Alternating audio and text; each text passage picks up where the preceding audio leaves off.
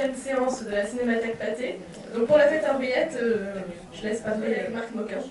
Je vous envie presque cette découverte de la fête à Henriette au cinéma, qui n'est pas, je pense, le film le plus connu de Julien Duvivier, mais qui est clairement un de ses meilleurs films. On est entré là, je pense, dans une grande période de redécouverte entre guillemets de Julien Duvivier, qui a commencé notamment avec la restauration de ses films il y a quelques années, lorsqu'ils avaient notamment été présentés au Festival Lumière à Lyon. Il y a plein de gens comme Bertrand Tavernier qui se sont battus pendant des années et des années pour faire un petit peu réhabiliter, remettre sur le devant de la scène des cinéastes comme Julien Duvivier, qui avait été souvent éclipsé par rapport au Noir, Carnet et compagnie. Et Duvivier a une carrière qui est richissime, avant la guerre, mais aussi après la guerre. Donc avant la guerre, c'est pour ça qu'on va aussi passer La Belle Équipe à la rentrée, qui est un grand film d'avant-guerre, et là vous avez un grand film d'après-guerre. Et ce film-là, c'est, je pense, La Fête à Henriette, c'est, je pense, un des sommets d'inventivité du cinéma français des années 50. Donc période pré-nouvelle vague, qui a inventé immensément de choses, bien plus que l'on le pense, qui a innové sur bien des domaines, qui ont ensuite peut-être reproduit de manière presque plus pop les cinéastes de la nouvelle vague, mais énormément de choses sont contenues déjà dans ces films-là. Ce film, donc, pour ceux qui ne l'ont pas vu, je vais faire un résumé très simple pour ne pas trop vous en dire aussi, mais en fait c'est juste l'histoire de deux scénaristes qui se disputent parce que leur scénario vient de se faire rejeter par la censure, qui n'arrivent pas à se mettre d'accord et qui décident d'écrire une sorte de comédie romantique avec autour des amours et des amours d'Henriette, le jour de la Sainte Henriette, qui est aux alentours du 14 juillet. Et donc voilà, c'est les amours de la jeune Henriette, qui est d'ailleurs interprétée par Dany Robin, et Dany Robin qui jouait dans Le Silence et d'Or, qui avait un second rôle dans Le Silence et d'Or qu'on a passé au début, donc tout est connecté, c'est formidable. Et donc en fait, amour et des amours, et les deux scénaristes ne sont jamais d'accord sur le tournant du film. Il y en a un qui veut créer une comédie sentimentale plutôt traditionnelle, un petit peu pétante et tout, l'autre qui veut faire absolument un film noir, un film d'action, un drame, une tragédie, l'héroïne meurt au milieu du film, l'autre dit mais non, c'est pas possible, elle peut pas mourir. Et Duvivier vous met donc le film il met en scène le film dans le film.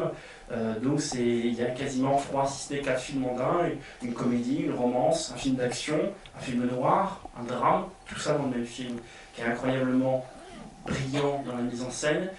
Duvivier par exemple pastiche des choses qu'il a lui-même faites par le passé, comme des cadres débulés dans le sens où la caméra est un petit peu penchée. Il y a une grande mode dans le cinéma, d'abord dans le cinéma muet et puis ensuite dans le cinéma parlant, et Duvivier a fait quelques plans comme ça, parfois pas toujours justifiés, donc c'était un peu ridicule. Et ici, il le pastiche en fait, parce que vous avez des grandes scènes de course-poursuite avec la caméra qui est sur un système de balancier en fait, et du coup il y a tous les travelling qui sont filmés avec la caméra qui fait ça, et ça donne à la fois un aspect inédit, parce qu'on a l'impression d'avoir jamais vu ça au cinéma, volontairement grotesque parce que ça pastiche voilà, tout ce qu'il a déjà fait, et puis bah, ça reste quand même incroyablement dynamique et visuel. Donc ce film-là, surtout, il est écrit par Henri Janson. Janson, comme quoi tout est encore connecté. Janson, vous avez entendu ces dialogues pour ceux qui étaient là la dernière fois à Paris au mois d'août, parce que c'est lui qui avait écrit les dialogues de Paris au mois d'août, si je ne m'abuse.